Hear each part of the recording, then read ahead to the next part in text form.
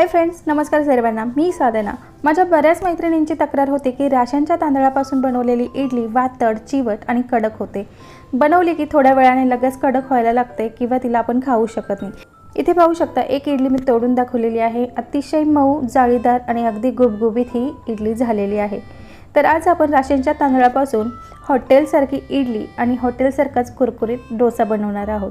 तर व्हिडिओ शेवटपर्यंत पाहत राहा आणि व्हिडिओ थोडाही आवडला तर लाईक, शेअर, कमेंट आणि सबस्क्राईब करायला विसरू नका.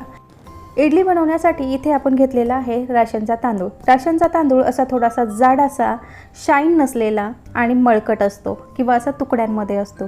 तर हा तांदूळ आपल्याला 4 ग्लास घ्यायचा आहे.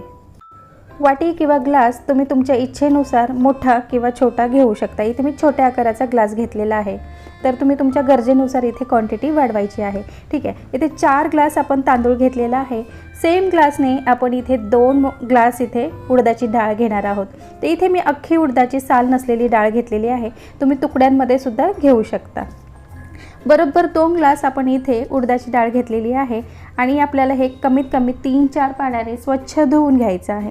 याचा पूर्णपणे काळापणा जायला हवा. आणि स्वच्छ धुवून घेतल्यानंतर आपलं 1 इंच बोट बुडेल इतकं आपल्याला यामध्ये पाणी ठेवायचं आहे. यानंतर पोहे खाण्याचा सर्वात छोट्या आकाराचा जो चमचा असतो त्याने आपल्याला 1 चमचा भरून यामध्ये मेथी दाणे घालायचे आहेत. मेथी दाणे आरोग्यासाठी चांगले असतात. आपलं इडलीचं बॅटर फर्मंट करण्यासाठी सुद्धा मदत करतात.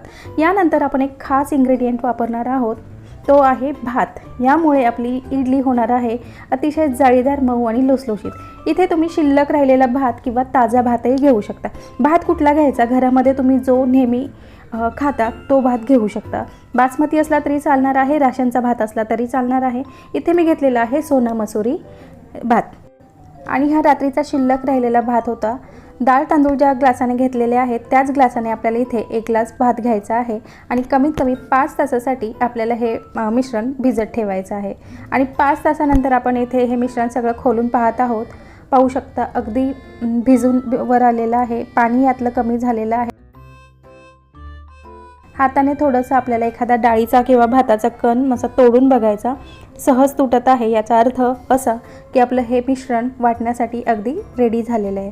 यानंतर आपल्याला मिक्सरचं सगळ्यात छोट्या आकाराचं भांडं घ्यायचं आहे. यामध्ये मिश्रण छान बारीक वाटलं जातं यासाठी, पण तुम्हाला जसं सोयीस्कर असेल त्या भांड्यामध्ये तुम्ही हे मिश्रण थोडं थोडं घालून वाटून घ्यायचं आहे. वाटताना जर पाण्याची आवश्यकता लागली तर भिजवलेल्या पाण्यापैकीच, म्हणजे हे डाळ तांदूळ जे भिजवलेलं पाणी आहे त्याच पाण्यापैकी थोडंसं पाणी घालून आपल्याला हे मिक्सरला चांगलं दळून घ्यायचं आहे, अगदी बारीक. आपलं सगळं इडलीचं बॅटर वाटून झालेलं आहे आणि वाटून झाल्यानंतर आपल्याला हे चांगलं फेटून घ्यायचं आहे. कमीत कमी 1 मिनिटभर आपल्याला हे एका दिशेने सतत फेटायचं आहे. यामुळे काय होतं, आपलं बॅटर लवकर फर्मेंट व्हायला मदत होते. यामध्ये हवा खेळती राहते आणि आपली इडली जाळीदार, मऊ आणि स्पॉन्जी व्हायला मदत होते. पाहू शकता, अगदी बारीक हे मिश्रण मी इथे वाटून घेतलेलं आहे. आता रात्रभरासाठी आपल्याला हे फर्मेंट व्हायला ठेवून द्यायचं आहे. कमीत कमी 8 तास तरी हे इडलीचं बॅटर फर्मेंट व्हायला हवं, तेवढा वेळ आपण याला दिला पाहिजे. तर इथे पाहू शकता, भांडं मला कमी पडलं, ओव्हरफ्लो होत होतं हे सगळं साहित्य. यासाठी मी इडली करण्यासाठी जेवढं पीठ हवं आहे सध्यासाठी तेवढं मी एका दुसऱ्या भांड्यात काढून घेतलेलं आहे. आणि हे बाकीचं पीठ मी फ्रीजमध्ये ठेवून देणार आहे. 3-4 दिवस हे पीठ माझ्याकडे चालणार आहे. तर तुम्ही एका वेळी जर इडल्या करणार असाल तर अतिउत्तम, पण माझी छोटी फॅमिली आहे त्यासाठी मी एका वेळचं इथे इडलीचं पीठ काढून घेतलेलं आहे. पाहू शकता, अगदी जाळीदार आणि मस्त हलकं आपलं हे पीठ झालेलं आहे. इडली बनवण्याआधी आपण काय करायचं आहे, इडलीचा जो कुकर आहे त्यामध्ये 1-1.5 ग्लास पाणी घालून आपल्याला गरम व्हायला ठेवून द्यायचं आहे. आता हे जे उरलेलं बॅटर आहे मी फ्रीजमध्ये ठेवून देणार आहे. आणि जे मी इडलीसाठी आता सध्या इडली करणार आहे त्यासाठी मी इथे थोडंसं पीठ काढून घेतलेलं आहे. ते सुद्धा पाहू शकता, छान मस्त हलकं आणि जाळीदार आहे. आता या पिठामध्ये आपल्याला काय करायचं आहे, चवीपुरतं मीठ घालायचं आहे.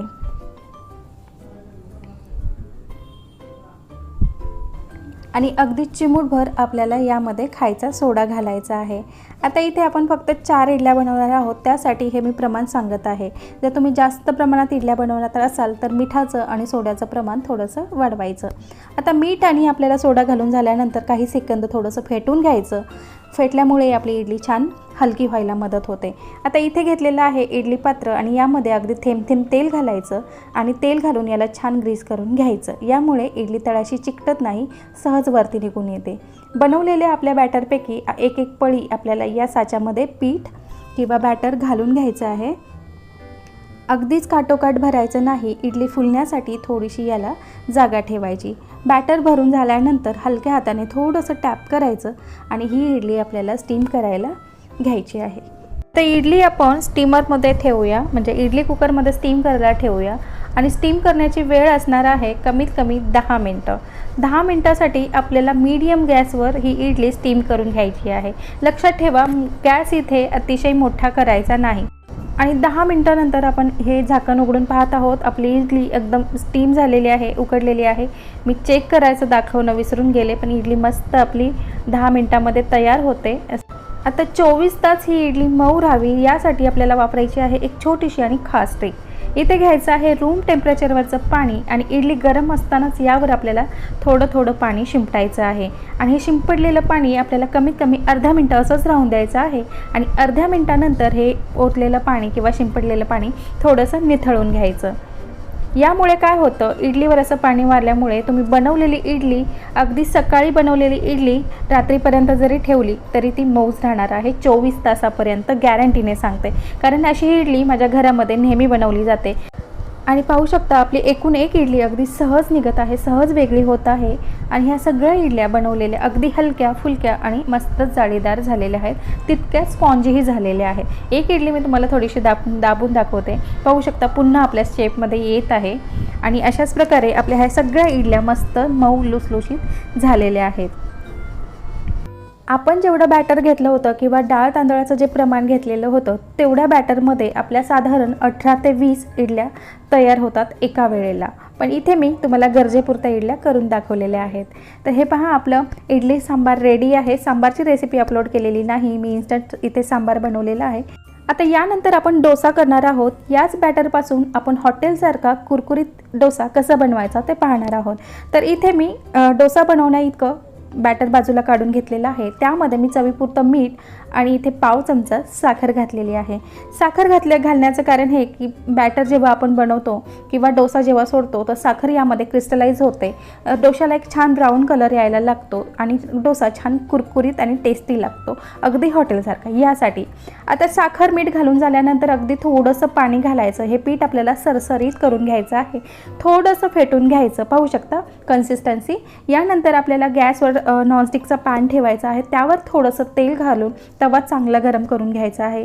यानंतर पाण्याचा थोडासा शिंतोडा मारायचा, मग आपल्याला पळी दीड पळी बॅटर या पॅनवर सोडायचं आहे आणि पळी अगदी मधोमध ठेवून गोल गोल फिरवत आपल्याला हा डोसा तव्याच्या आकाराप्रमाणे किंवा साईज जेवढी आहे तव्याची तितका आपल्याला हा डोसा जमेल तितका मोठा करून घ्यायचा आहे। व्हिडिओ तुम्ही पाहत आहात, अगदी एकाच दिशेने आपल्याला हा गोल फिरवत राहायचा आहे, अगदी पळी न सोडता। जर तुमच्याकडे अजूनही थोडा मोठा तवा असेल तर अगदी हॉटेलसारखाच इथे तुम्हाला मोठा डोसा बघायला मिळेल, पण आपल्याकडे जेवढा तवा आहे त्या आकारामध्ये आपण इथे डोसा घातलेला आहे। आता वरचं आवरण थोडंसं कोरडं झालं की यावर आपल्याला तेल घालायचं आहे। गॅस आपल्याला मोठा करून हा तवा आपल्याला चारही दिशेने असा फिरवत राहायचा आहे काही वेळासाठी। म्हणजे काय होईल, आपला जो डोसा आहे याला सगळीकडून सारखी हीट लागली जाईल आणि सगळीकडून सारखा हा डोसा आपला भाजला जाईल आणि सेपरेट व्हायला मदत होईल। तर हे फक्त आपल्याला 1-1.5 मिनटं करावं लागतं। यानंतर हा डोसा आपला आपोआप तव्यापासून वेगळा व्हायला आणि मदत होते आणि तितकंच कुरकुरीतही व्हायला मदत होते। इथे पाहू शकता आपला डोसा तव्यापासून अलगद असा वेगळा झालेला आहे, तितका सुंदर रंग ह्याला आलेला आहे फक्त साखर घातल्यामुळे आणि अगदी हा कुरकुरीत आपला हा डोसा तयार झालेला आहे। आता काय करायचं आहे, हॉटेलमध्ये जसा रोल करतात तसा याचा आपल्याला रोल करून घ्यायचा आहे। पाहू शकता सगळीकडून एकसारखा आपला इथे मस्त सोनेरी रंगावर डोसा भाजून झालेला आहे। याच पद्धतीने आपल्याला सर्व डोसे करून घ्यायचे आहेत, जेवढे हवे आहेत तेवढे। यामध्ये मी तुम्हाला आणखीन एक डोसा करून दाखवते। पॅनमध्ये मी पुन्हा एकदा पळी दीड पळी असं बॅटर घातलेलं आहे आणि पळी न सोडता किंवा चमचा न सोडता सतत एका दिशेने हा डोसा मी मोठा करून घेतलेला आहे। पुन्हा इथे गॅस आपल्याला मोठा करायचा आहे। याची बाजू कोरडी झाली की थोडंसं यावर तेल घालायचं आणि पुन्हा तवा थोडासा मागे पुढे करत हा डोसा आपल्याला चांगला कुरकुरीत होईपर्यंत शेकून घ्यायचा आहे। जोपर्यंत याचा वरून रंग असा हलकासा सोनेरी दिसायला लागत नाही तोपर्यंत आपल्याला हा डोसा उलटायचा नाही। आणि इथे पाहू शकता अलगदच हा डोसा आपला वेगळा झालेला आहे। राशनच्या तांदळापासून इडली आणि डोसा बनवण्यासाठी घेतलेलं प्रमाण, सांगितलेल्या ट्रिक्स जर तुम्ही फॉलो केल्या तर तुमचा डोसा एकदम कुरकुरीत होणार, अगदी हॉटेलसारखा। आणि इडली अगदी 24 तास मऊ राहावी इतकी मस्त होणार आहे, अगदी हॉटेलसारखी किंवा बाहेरून गाड्यावर आणतो अगदी त्याचप्रमाणे। तर फ्रेंड्स, तुम्हाला आजची इडली डोसाची रेसिपी आवडली असेल तर प्लीज एक लाईक, शेअर आणि सबस्क्राईब जरूर करा।